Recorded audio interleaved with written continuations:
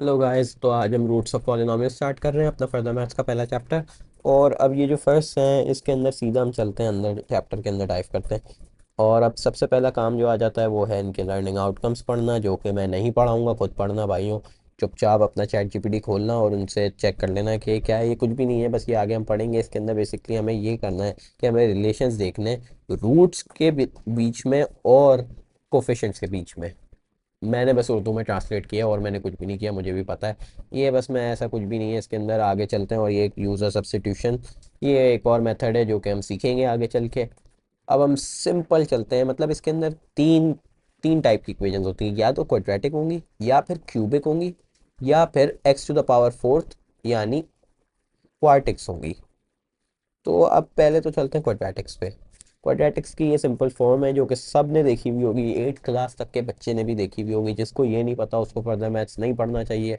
मतलब उसके लिए बहुत आगे जाके बहुत मुश्किल हो जाएगी उसको, जिसको ये नहीं पता कि A X square plus B X plus C is equal to zero एक क्वाड्रेटिक की फॉर्म है। और इसके अंदर रूट्स होते हैं। अब रूट्स सबको पता होना चाहिए कि x1 और जो इसका आंसर आता है x2, ये होते हैं रूट्स इसके।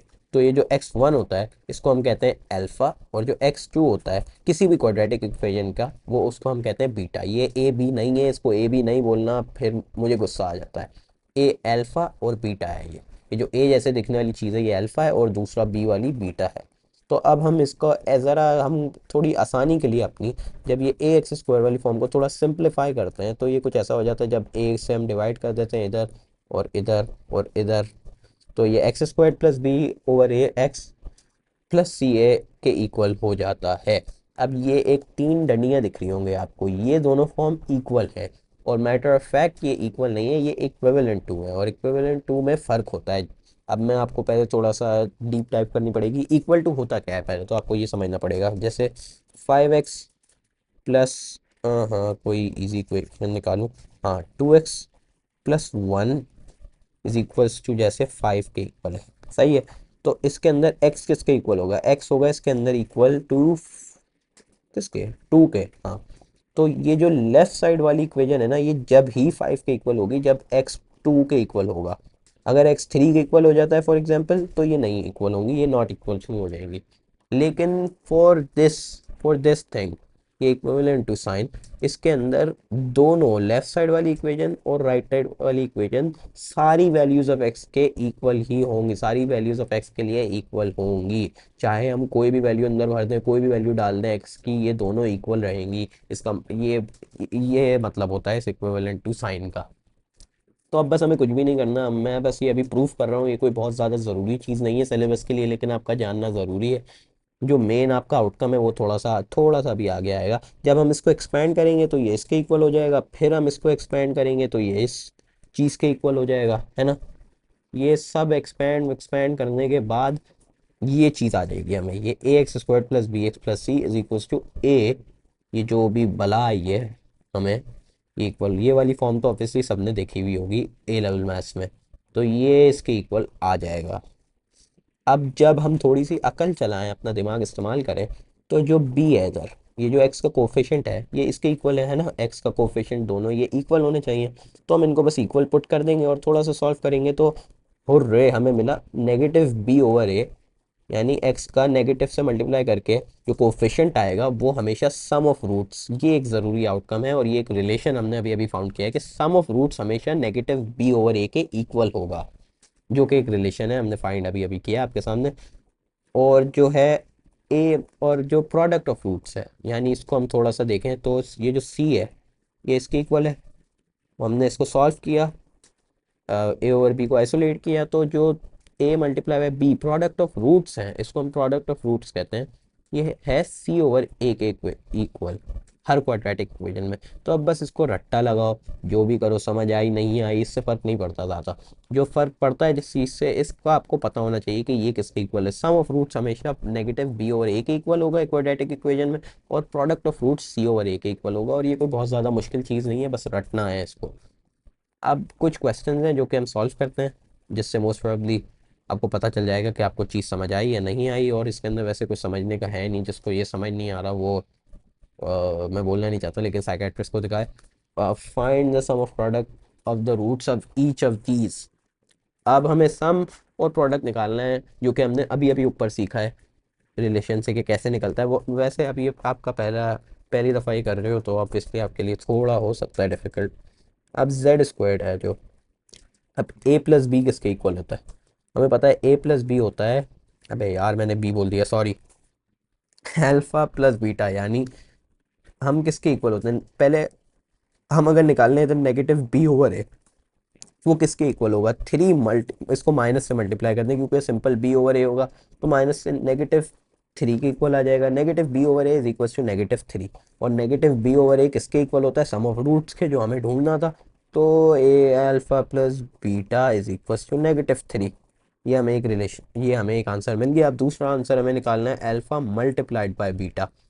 अब अल्फा मल्टीप्लाइड बाय बीटा होता है किसके इक्वल? सी ओवर ए के। और सी ओवर ए कहाँ है? ये रहा सी ओवर ए, सिंपल, हमें कोई माइनस माइनस से मल्टीप्लाई भी नहीं करना, कोई साइन चेंज इनवर्स भी नहीं करनी, सिंपल 5 आ गया आंसर। ये प्लेन साइड में आपको दिख रहा होता है। अब जो अगला क्वेश्चन है, अब होपफुली ये आपको समझ आ गया, ये कोई बहुत ज़्यादा मुश्किल चीज़ थी नहीं।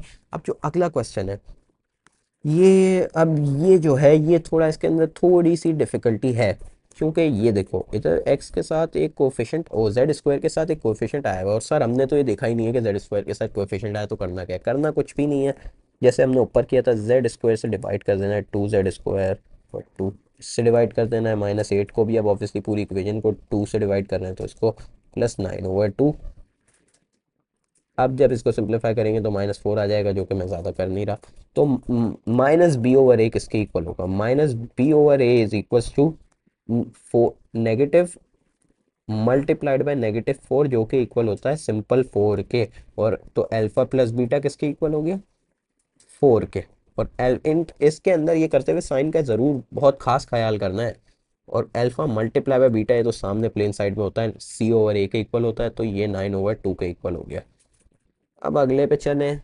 अगला क्वेश्चन है, अब इसके अंदर बच्चे बोलेंगे कि इसके अंदर z की सिंपल टर्म तो है नहीं, तो अब क्या करना है?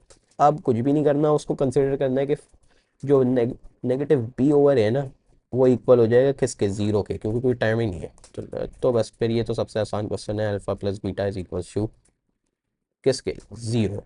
और सी ओवर ए किसके इक्वल होगा? सी ओवर ए पहले तो सबसे पहले हमने सीखा था आइसोलेट, इसको हटा देना है, ये जो ये है फाइव जेड स्क्वायर के साथ, जो जेड स्क्वायर के साथ टर्म है कोफिशिएंट है, उसको हटाना है। तो इसको हटाना है ऐसे कि बस डिवाइड कर देना है फाइव से, माइनस सिक्स ओवर फाइव, पूरी इक्वेशन फाइव से डिवाइड कर देंगे। तो ये अब ये आ गया। अब जो सी ओवर ए है वो ऑब्वियसली इसके इक्वल है, और C over A is equal to negative six over five, which is equal to alpha multiply by beta, यानी प्रोडक्ट ऑफ रूट्स।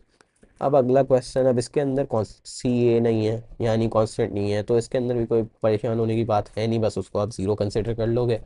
तो जेड स्क्वायर पहले तो उसको हटाएं, सबसे पहले स्टेप होना चाहिए जेड स्क्वायर के कोफिशिएंट को हटाना है, इज इक्वल्स टू ज़ीरो।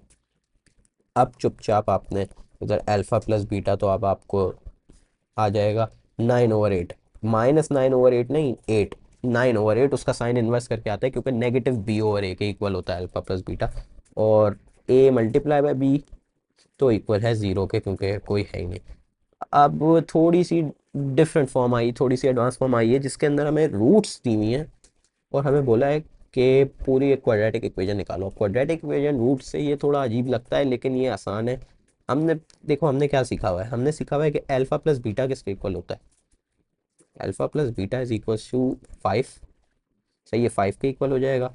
और अल्फा प्लस बीटा ओरिजिनली किसके इक्वल होता है?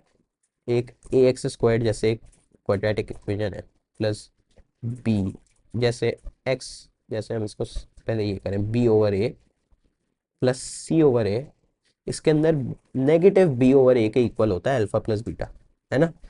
तो नेगेटिव बी ओवर ए किसके इक्वल हो गया? फाइव के।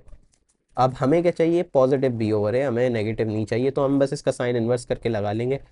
तो एक्स स्क्वायर्ड जो हमारी वो बनेगी क्वाड्रेटिक इक्वेशन, ये कुछ ऐसी दिखेगी, plus five X, oh minus five X sorry, minus five X लगाएंगे क्योंकि हमें इन्वर्स करके साइन लेना होता है। Minus five X plus, plus किसी के इक्वल होगा, आप देखते हैं अल्फा प्लस बीटा किसके इक्वल है?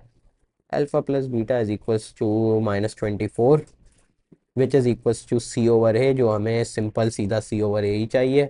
इधर जैसे लिखा हुआ है, तो हमें सिंपल सी/a किसके इक्वल आया, -24। अब इसे तो ये हो गई -24। अब ऐसे ही दूसरी ही क्वेश्चन है, ऐसे ही दूसरे क्वेश्चन हैं। अब मैं एक्सपेक्ट करूँगा कि आप अगली क्लास में जब आओ तो ये क्वेश्चन सॉल्व करके आओ, और कोई भी प्रॉब्लम हो तो मुझसे पूछ लेना। Thank you.